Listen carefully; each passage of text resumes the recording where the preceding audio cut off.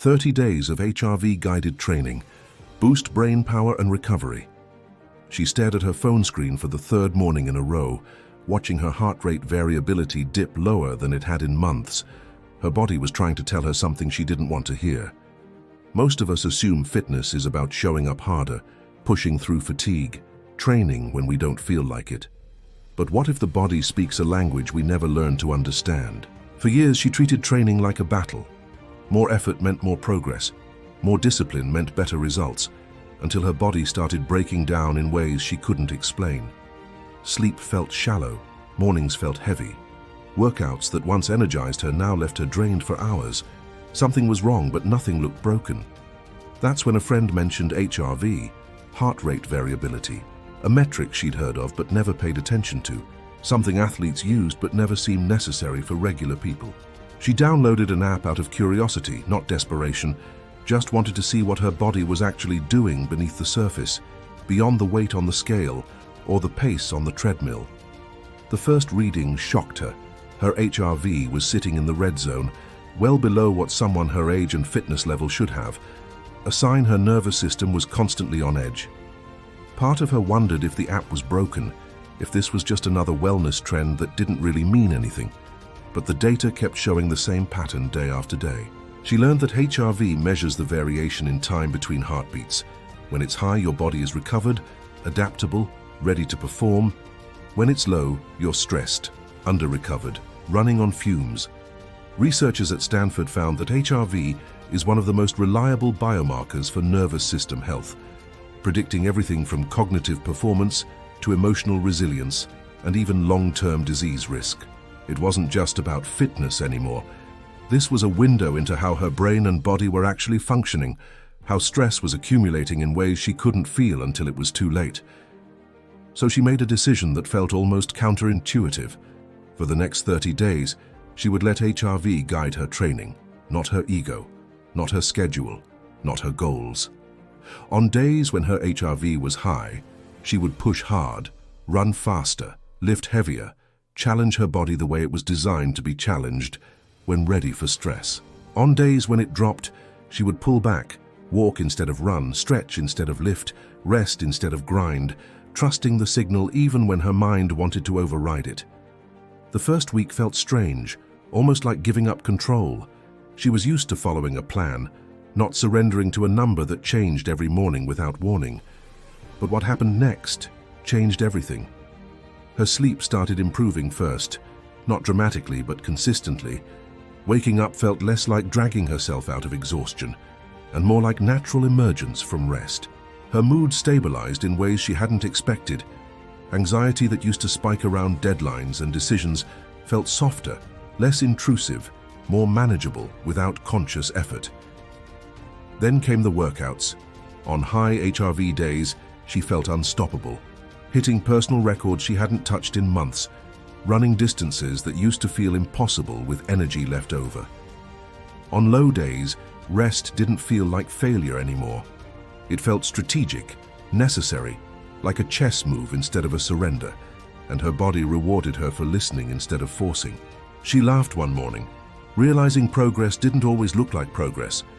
Sometimes it looked like stillness, sometimes like permission to stop, sometimes like trusting your body more than your plan. By the second week, something else shifted. Her focus at work sharpened, conversations felt clearer, ideas came faster, like her brain had been running on dial-up and suddenly upgraded to fiber. Scientists call this the vagal tone effect. When HRV improves, the vagus nerve strengthens its grip on the nervous system, enhancing executive function, memory consolidation, and emotional regulation all at once. She wasn't just training her body anymore.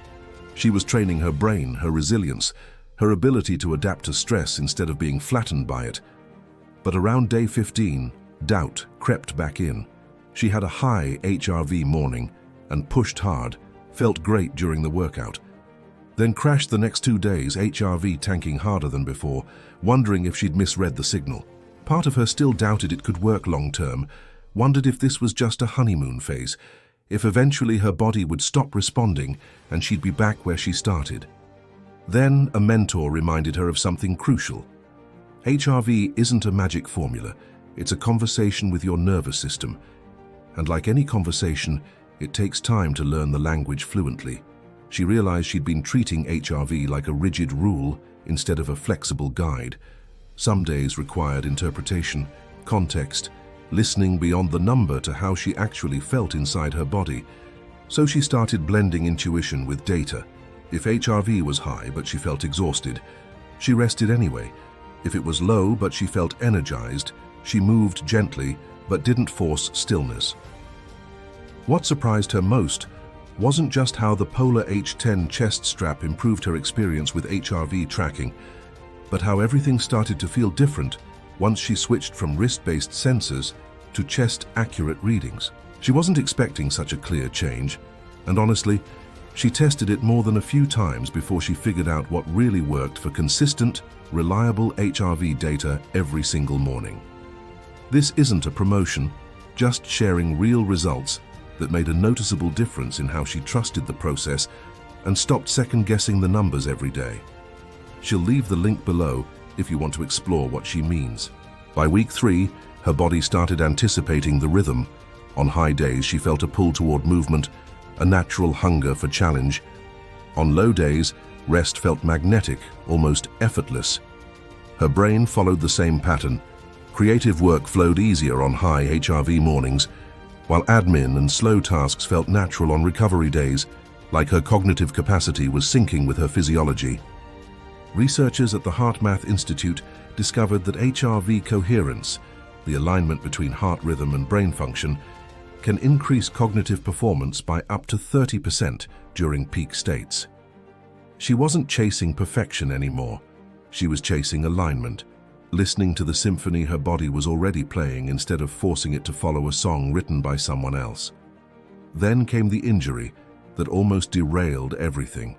During a high HRV day, she pushed a little too hard on a hill sprint, felt a sharp pull in her hamstring, limped home wondering if she'd just thrown away 3 weeks of progress.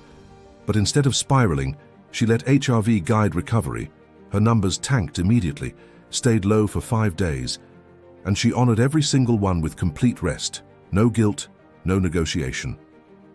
By day 6, HRV started climbing again, slowly at first, then faster.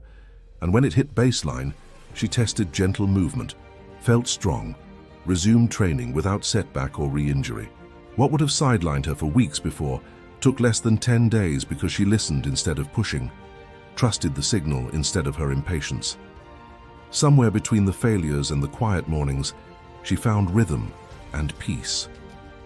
By day 30, her baseline HRV had climbed 20 points higher than when she started, a sign her nervous system had fundamentally shifted from reactive to resilient, from fragile to adaptable. Her workouts felt effortless on good days, strategic on recovery days. Never random, never punishing, always purposeful in ways that made sense to her body instead of just her ego.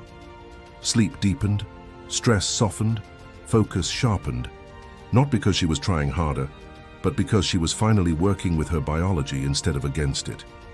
She looked in the mirror one morning and realized it wasn't her reflection that had changed. It was what she believed about herself, about strength, about what it means to be resilient. True power isn't forcing your way through exhaustion. It's knowing when to push and when to pause, when to challenge and when to protect, when to listen and when to trust what your body already knows. HRV didn't give her answers. It gave her a language, a way to hear what her nervous system had been shouting for years while she ignored it in favor of plans and schedules and arbitrary goals.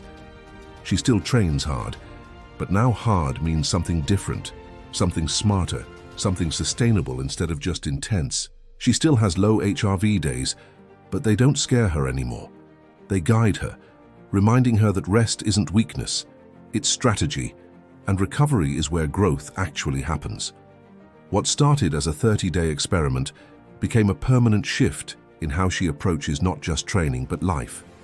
Listening more, forcing less, trusting the wisdom her body carries in every heartbeat. If there's one thing she wishes she'd known sooner, it's this. Your body is always speaking, always signaling, always trying to guide you toward balance, resilience, and strength. The question isn't whether the signals are there. It's whether you're willing to listen, to adjust, to trust the process even when it doesn't look like what everyone else is doing. Tell us what part of this story resonated most and where you're watching from. See you in the next video.